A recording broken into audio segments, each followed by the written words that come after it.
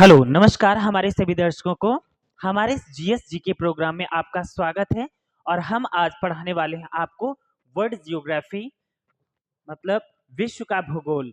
यहाँ पर देखेंगे विश्व के भूगोल में आज हम आपको पढ़ाने वाले हैं वायुमंडलीय दाब व ताप। यहाँ पर देखेंगे वायुमंडल में कितनी परतें होती हैं, कौन कौन सी होती हैं और वायुमंडल में क्या क्या पाया जाता है, कौन कौन सी गैसें विद्यमान होती हैं, ये संपूर्ण जानकारी देने वाले हैं आज हम आपको इस वीडियो के माध्यम से। तो आइए चलिए स्टार्ट करते हैं अपनी एक क्लास वर्ल्ड जियोग्राफी। यहाँ पर देख रहे हैं ये हमारी अर्थ है, पृथ्वी है।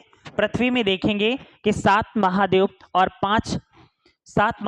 और पांच महासागर विद्यमान है, जिसमें कि यहाँ पर देखने को मिल रहा है ये हमारा भारत मतलब ये हमारा इंडिया है यहाँ से यहाँ तक, और बाकी ये टोटल दिखाई दे रहा है समुद्री इलाका। और यहाँ पर देख रहे हैं ये दक्षिण अफ्रीका है, यहाँ पर आपका दक्षिण अफ्रीका है। और बाकी ये आपका देखने को मिल रहा है ये एशिया है और इधर है यूरोप। एशिया प्लस यूरोप मिलाकर दोनों ही भाग बनाते हैं यूरेशिया। और यहाँ पर बाकी के जो यहाँ पर उत्तरी अमेरिका और दक्षिणी अमेरिका यहाँ पर आपके भाग छिपे हुए हैं। ये ऊपर से आसमान से अगर पृथ्वी की ओर नजर डालते हैं, दृष्टि डालते हैं, तो इस प्रकार की हमारी पृथ्वी दिखाई देती है। आगे देखते हैं यहां पर ये आपका दिखाई दे रहा है ये आपकी सूर्य की किरणें यहां से इस प्रकार से पड़ती हैं पृथ्वी पर। सूर्य की किरणें इस प्रकार से पृथ्वी पर पड़ती हैं, तो जिस भाग पर पृथ्वी की जिस भाग पर सूर्य की किरणें पड़ती हैं ये देखने को मिलता है ये है उत्तरी ध्रुव, ये है उत्तरी ध्रुव और ये है दक्षिणी ध्रुव। ये नीचे देखते हैं ये देखने को मिलेगा दक्षिणी ध्रुव। और यहां पर देखते हैं ये दक्षिणी ध्रुव है और ये उत्तरी ध्रुव है। जब सूर्य की किरणें उत्तरी ध्रुव पर पड़ती हैं तो दक्षिणी ध्रुव में यहां पर 6 महीने की रात रहती है। जहां पर सूर्य की किरणें पड़ती हैं वहां 6 महीने तक दिन रहता है, और जहां पर सूर्य की किरणें नहीं पड़ती हैं वहां पर 6 महीने तक रात रहती है। यहाँ देख रहे हैं कि जब उत्तरी ध्रुव पर सूर्य की किरणें यहाँ पर पड़ रहे हैं तो यहाँ 6 महीने दिन रहेगा, जब यहाँ दिन रहेगा तो दक्षिणी ध्रुव में यहाँ पर 6 महीने की रात रहेगी। इसके बाद जब पृथ्वी हमारी है 365 दिन जो होते हैं एक वर्ष में, तो संपूर्ण पृथ्वी ये लगातार चक्कर लगाती रहती है। और ये पृथ्वी जो है हमारी तो 23.5 डिग्री झुकी हुई है, अपने अक्ष पर ये 23.5 डिग्री झुकी हुई है। पृथ्वी की अगर रेखाओं की बात की जाए तो बीच से जो यहां से निकल कर जाती है सीमा रेखा, इसे भूमध्य रेखा कहा जाता है। और ये दक्षिण अफ्रीका से होते हुए निकल कर जाती है ये भूमध्य रेखा, और ऊपर से जाती है ये कर्क रेखा जो कि भारत से होकर भारत के 8 राज्यों से होकर गुजरती है। और नीचे से देखते हैं तो नीचे से जाती है मकर रेखा, ये नीचे से जाती है मकर रेखा और बीच से जाती है भूमध्य रेखा जिसको 0 डिग्री लाइन भी कहा जाता है, और ऊपर से जाती है कर्क रेखा। तो ये चीजें आपने देखा कि अर्थ में क्या क्या होता है, किस प्रकार से होता है। बाकी आइए चलते हैं यहाँ पर पृथ्वी की जो ऊपरी भाग होता है वहां पर पाया जाता है वायुमंडल। पृथ्वी के ऊपरी भाग पर पाया जाता है वायुमंडल, और वायुमंडल की परतें होती हैं। वायुमंडल की परतें कितनी होती हैं? 5 परतें होती हैं, जिसमें कि सबसे निचली परत, वायुमंडल की सबसे निचली परत जो है ये क्षोभ मंडल है। इसके ऊपर देखने को मिलेगी समताप मंडल, और इसके ऊपर देखने को मिलेगी मध्य मंडल, और इसके ऊपर है आयन मंडल, और इसके सबसे ऊपरी भाग पर देखने को मिलेगी बाह्य मंडल या बहिर्मंडल। तो आइए चलते हैं इन सभी 5 मंडलों का विश्लेषण करते हैं। यहाँ पर देखते हैं कि कौन से मंडल में क्या क्या पाया जाता है। और जो क्षोभ मंडल है तो कितने किलोमीटर ऊंचाई तक पाया जाता है, समताप मंडल कितनी ऊंचाई तक पाया जाता है। आइए चलते हैं देखते हैं इस क्षेत्र के माध्यम से। यहाँ पर देख रहे हैं ये हमारी पृथ्वी है, यह हमारी पृथ्वी दिखाई दे रही है, और इस पृथ्वी पृथ्वी के ऊपर वाला जो भाग है, पृथ्वी के ऊपर वाला भाग है, यहां से लेकर यहां तक ये टोटल जो भाग दिखाई दे रहा है ये है क्षोभ मंडल। ये है क्षोभ मंडल, जिसको अंग्रेजी में ट्रोपोस्फियर के नाम से जाना जाता है। सभी कॉम्पिटिटिव एग्जाम्स में अब हिंदी में बहुत कम और इंग्लिश में बहुत ज्यादा पूछा जाता है, तो क्षोभ मंडल को इंग्लिश में ट्रोपोस्फियर के नाम से जाना जाता है। ये जो ट्रोपोस्फियर है, तो ये पृथ्वी तल से लेकर ऊपर, पृथ्वी तल से लेकर यहाँ 12 किलोमीटर तक, जीरो से लेकर पृथ्वी तल से ऊपर 12 किलोमीटर तक क्षोभ मंडल का विस्तार फैला हुआ है। और भी यहाँ पर देखते हैं, यहाँ पर बादल वगैरह, बादल जो होते हैं तो क्षोभ मंडल में ही रहते हैं, और इसके बाद वर्षा, इन्हीं यही बादल जो है पृथ्वी पर वर्षा कराते हैं। और यहाँ पर देखते हैं गर्म, यहाँ का जो तापमान है, तापमान में जो परिवर्तन होता रहता है तो क्षोभ मंडल में ये होता है। गर्मी, ठंडी, और जो समान तापमान, जो गर्मी और ठंडी के बीच का जो तापमान है वो समान तापमान होता है, तो इसका जो अंतर देखने को मिलता है ये क्षोभ मंडल में ही देखने को मिलेगा। और विमान जो होते हैं, हवाई जहाज वगैरह, तो हवाई जहाज वगैरह भी इसी क्षोभ मंडल में रहते हैं। और जो पक्षी वगैरह उड़ते हैं वो भी क्षोभ मंडल में रहते हैं।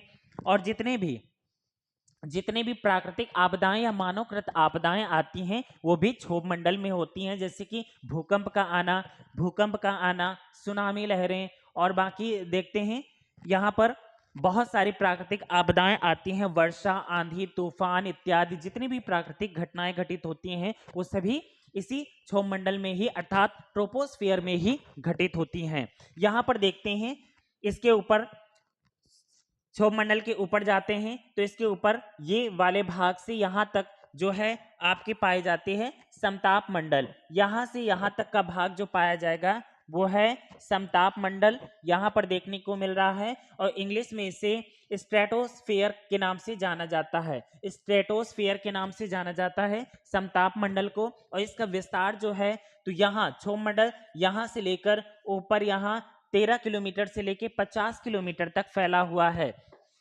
समताप मंडल जो है 13 किलोमीटर से लेकर 50 किलोमीटर तक फैला हुआ है इसका विस्तार। और भी यहाँ पर देखते हैं, यहाँ पर ओजोन परत, यहाँ पर देखते हैं ओजोन परत, यहाँ पर सूर्य से आने वाली जो पराबैंगनी किरणें हैं तो उनसे बचाने का, पृथ्वीवासियों को बचाने का काम करती है ये ओजोन लेयर। ये ओजोन लेयर जो होती है, ओजोन परत होती है, सूर्य की हानिकारक किरणों से सभी प्राणियों को बचाती है। अगर ओजोन लेयर में अगर कोई खतरा आ जाता है, अगर कोई छिद्र हो जाता है, किसी भी प्रकार का संकट आ जाता है, तो इस कारण से सूर्य की सीधी पराबैंगनी किरणें अगर किसी भी व्यक्ति के शरीर में पड़ते हैं तो इसमें जो होने वाला रोग है वो त्वचा का कैंसर हो जाता है और व्यक्ति मर जाता है। तो ये सारी समस्याएं, बहुत ज्यादा समस्याएं उत्पन्न होती हैं।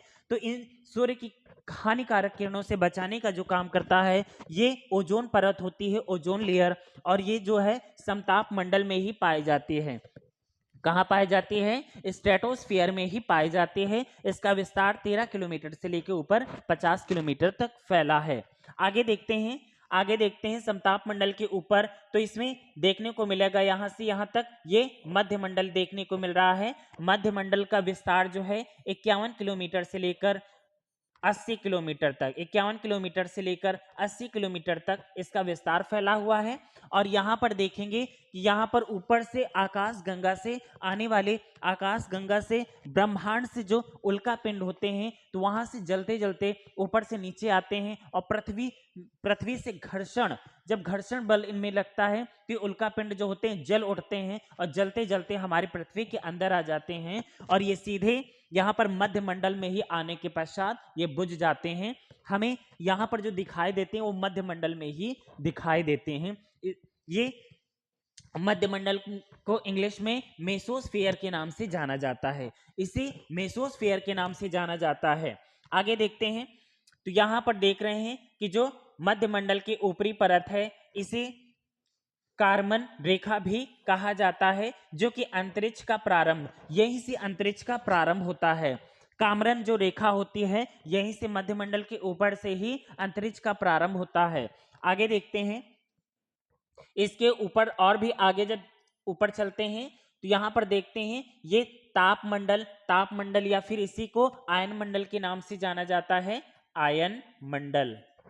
इसे आयन मंडल के नाम से जाना जाता है। ये आयन मंडल जो है मध्य मंडल के ऊपर पाया जाता है और यहाँ पर इसका अगर विस्तार देखा जाए तो ये इसका विस्तार 80 किलोमीटर से लेके अर्थात 80 किलोमीटर से लेके 1000 किलोमीटर तक पाया जाता है या 800 या 1000 किलोमीटर तक पाया जाता है।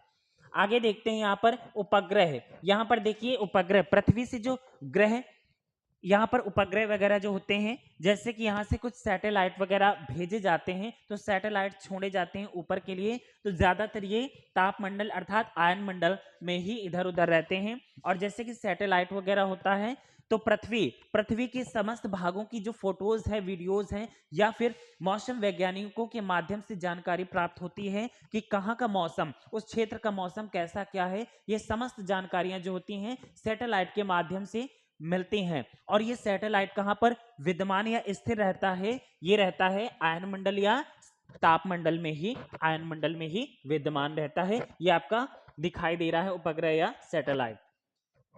आयन मंडल के ऊपर की बात करते हैं तो ऊपर देखते हैं यहाँ पर बाह्य मंडल पाया जाता है। यहाँ से लेकर ये लेयर बनी हुई है, इसकी ऊपरी परत जो है यहाँ से यहाँ तक का भाग जो दिखाई दे रहा है तो इसके ऊपर का भाग है जो कि बाह्य मंडल का भाग है, इसी को बहिर्मंडल के नाम से जाना जाता है। और यहाँ पर देख रहे हैं इसका विस्तार की अगर बात करते हैं तो ये 800 किलोमीटर से लेके 1000 या 10,000, यहाँ पर देख रहे हैं यहाँ से 10,000 किलोमीटर तक बाह्य मंडल पाया जाता है।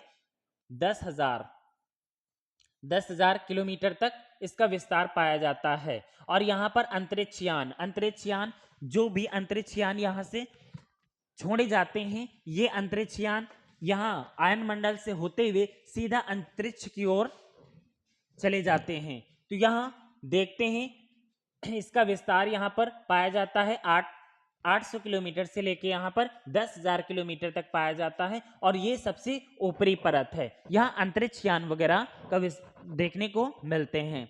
तो ये जो विस्तार था, तो ये जो हमारी पृथ्वी के ऊपर का जो वायुमंडलीय भाग है, वायुमंडल, यहाँ पर ताप, दाब इत्यादि बहुत सारी चीजें पाई जाती हैं जिसकी 5 परतें हैं। अभी हमने आपको बताया यहाँ पर, जैसे सबसे निचली परत है क्षोभ मंडल, इसके बाद है समताप मंडल, इसके बाद है मध्य मंडल और इसके बाद है आयन मंडल और इसकी सबसे ऊपरी परत है बाह्य मंडल या फिर बहिर्मंडल।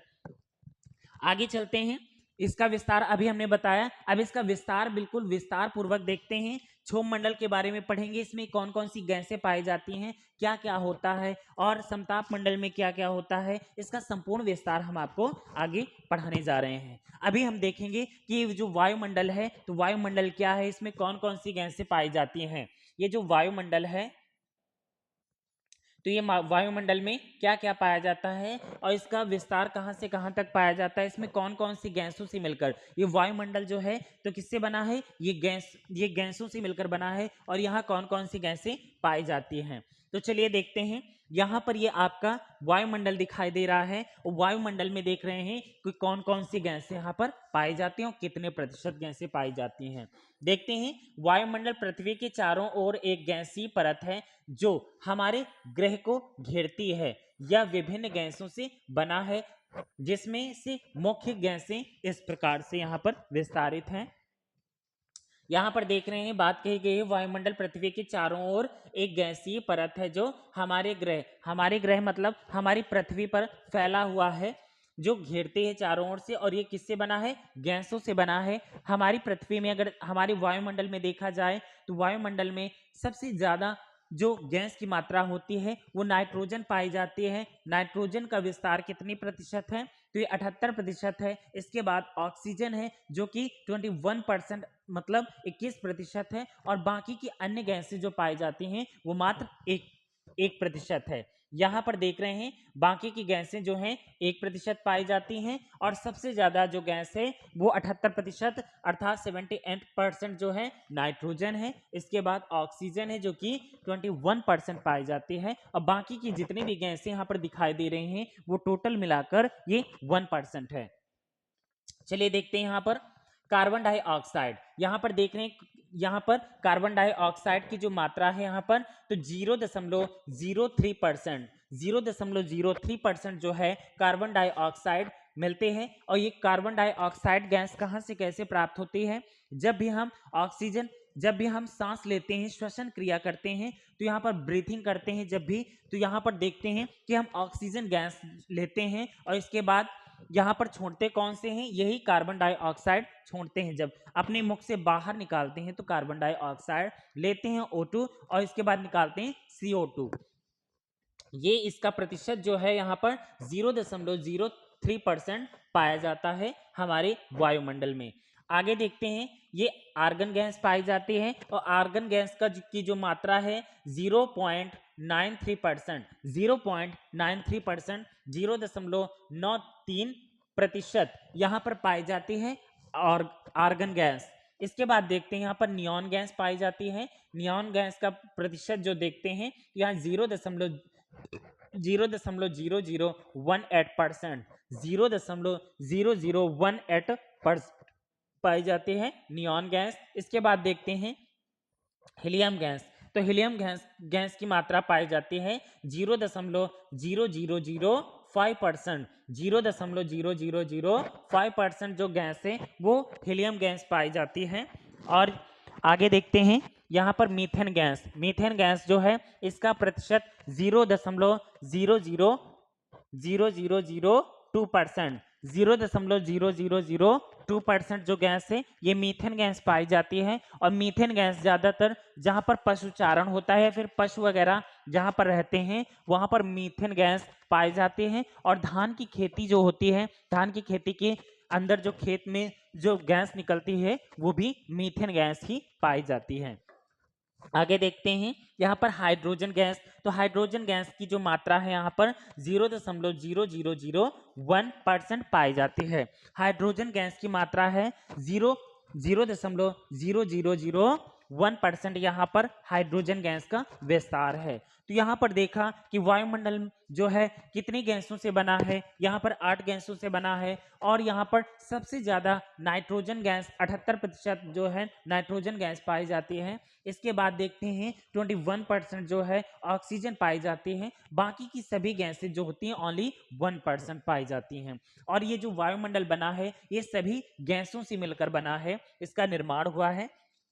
आइए चलते हैं वायुमंडल के कार्य क्या होते हैं। तो यहाँ पर देख रहे हैं वायुमंडल के मुख्य कार्य क्या क्या हैं, देखते हैं यहाँ पर। तो पृथ्वी को गर्म रखना, यहाँ पर इसका काम जो होता है वायुमंडल को, तो यहाँ पर ताप और दाब दोनों ही पाए जाते हैं। यहाँ पर तापमान उच्च भी होता है और इसके बाद नीचे भी आता है। तो यह -डिग्री और प्लस डिग्री दोनों में ही तापमान पाया जाता है वायुमंडल में। तो पृथ्वी को गर्म रखना इसका काम होता है। इसके बाद वायुमंडलीय दाब बनाए रखना, जो वायुमंडलीय दाब होता है इसको भी बनाए रखता है। इसके बाद देखते हैं प्रदूषण को फैलने से रोकता है। तो ये जो है तो प्रदूषण को फैलने से रोकता है। इसके बाद देखते हैं सूर्य की हानिकारक किरणों से सुरक्षा। ये जो होता है तो सूर्य की हानिकारक किरणों से सुरक्षा भी करता है। जैसे कि अभी हमने बताया कि सूर्य की हानिकारक किरणों से सुरक्षा हमारे जो एक परत है जो कि समताप मंडल है, समताप मंडल में ओजोन परत पाई जाती है, ओजोन लेयर, जो कि सूर्य की पराबैंगनी किरणों से हमारे समस्त पृथ्वीवासियों को बचाती है। आगे देखते हैं वायुमंडल परिवर्तन को नियंत्रित करना भी इसका काम होता है। वायुमंडल में जो परिवर्तन होता रहता है इसको भी नियंत्रित करने का कार्य करता है। आगे देखते हैं वायुमंडल की परतें। अब वायुमंडल की परतें अभी हमने आपको बताया ही, आगे और भी देख लेते हैं यहाँ पर। जैसे कि ट्रोपोस्फियर, ट्रोपोस्फियर जो कि 0 से लेकर 12 किलोमीटर तक पाया जाता है, जिसे क्षोभ मंडल कहा जाता है। आगे देखते हैं स्ट्रेटोस्फियर। स्ट्रेटोस्फियर जो होता है 12 से लेकर 50 किलोमीटर तक पाया जाता है इसका विस्तार, जिसे समताप मंडल कहा जाता है। इसके बाद देखते हैं मेसोस्फियर जो कि 50 से लेकर 85 किलोमीटर तक पाया जाता है, इसे मध्य मंडल के नाम से जाना जाता है। आगे देखते हैं थर्मोस्फियर। थर्मोस्फियर जो कि है ये 85 किलोमीटर से लेकर ऊपर 600 किलोमीटर तक इसका विस्तार पाया जाता है, जिसे आयन मंडल के नाम से जाना जाता है। और आगे देखते हैं एक्सोस्फियर। एक्सोस्फियर का विस्तार जो है 600 से लेकर ऊपर सबसे सबसे ऊपर जिसे बाह्यमंडल के नाम से या बहिर्मंडल के नाम से जाना जाता है, एक्सोस्फीयर, जो है 600 किलोमीटर से लेके ऊपर 10,000 किलोमीटर तक पाया जाता है। तो ये जो जानकारी थी ये सभी परतों की थी। अब बाकी की जानकारियां जो हैं इन सभी जो 5 परतें हैं, सभी 5 परतों को हम विस्तार पूर्वक पढ़ने के लिए अगले वीडियो में देखेंगे कि ट्रोपोस्फियर क्या है, इसमें कौन कौन सी गैसें पाई जाती हैं, क्या क्या पाया जाता है, इसका संपूर्ण विस्तार हम इसमें देखेंगे अगले वीडियो में। बाकी की जो क्लास आपकी चल रही है ये बहुत ही महत्वपूर्ण क्लास चल रही है जीएस और जीके की, जहां पर सभी विषय बहुत ही विस्तार पूर्वक पढ़ाए जा रहे हैं। आपको बहुत ही आपके लिए मेन फैक्ट और कॉन्सेप्ट लेकर आ रहे हैं जो सभी प्रतियोगी परीक्षाओं के लिए बहुत ही महत्वपूर्ण है। यहाँ पर जो टॉपिक आपका चल रहा है वायुमंडल की परतें, हर एक एग्जाम में 1 या 2 प्रश्न पूछे ही जाते हैं। तो ये बहुत ही आप इसकी नोट्स भी बना सकते हैं। हमारे चैनल पर जाइए और वहां पर प्लेलिस्ट बनी हुई है, प्लेलिस्ट में आप 1 बाय 1 करके वीडियोस को देख सकते हैं। बस बाकी thank you so much for watching this video.